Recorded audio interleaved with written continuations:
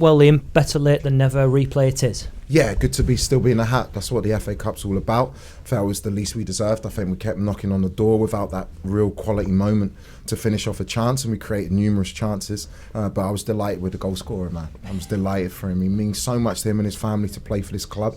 I think it showed in his passion and his performance, not just the goal. I thought from minute 1 to minute 95, he was absolutely outstanding. And he's given me real food for thought for the league games as well. So, yeah, all in all, disappointed not to win the game, but a lot of really positive aspects. Another young player we'll individually talk about was Harry Vaughan, who I thought as well was absolutely exceptional, whether centrally or out wide. Yeah, Harry's a top young player, and he's had to be patient this year. He's had a few knocks and niggles in training, and it's affected his flow in terms of the rhythm of games. But we're trying to develop players as well. It's something I'm really, really passionate about. I had no issue in changing the team. I trust this group. I keep saying what a good group of lads I have.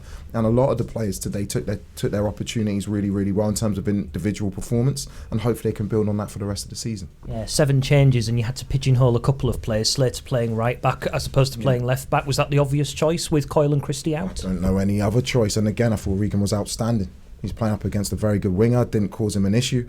We have Louis Coyle had an injection in his ankle. There's no way I could risk him in this game. We need to make sure we look after the players right. Cyrus, obviously, with his hamstrings, a big blow for us. So Regan, being Regan, just comes in, slots in, and looks like he's played there forever.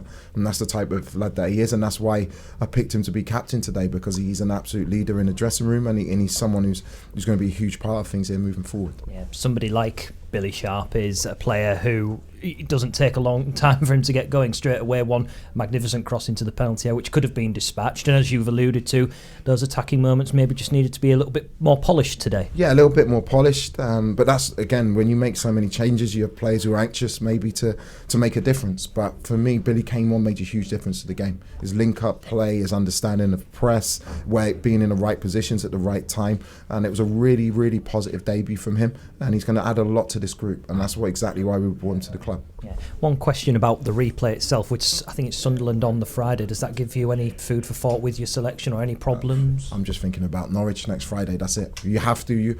In this league, the relentless nature of it, if you try and plan ahead, you'll come unstuck.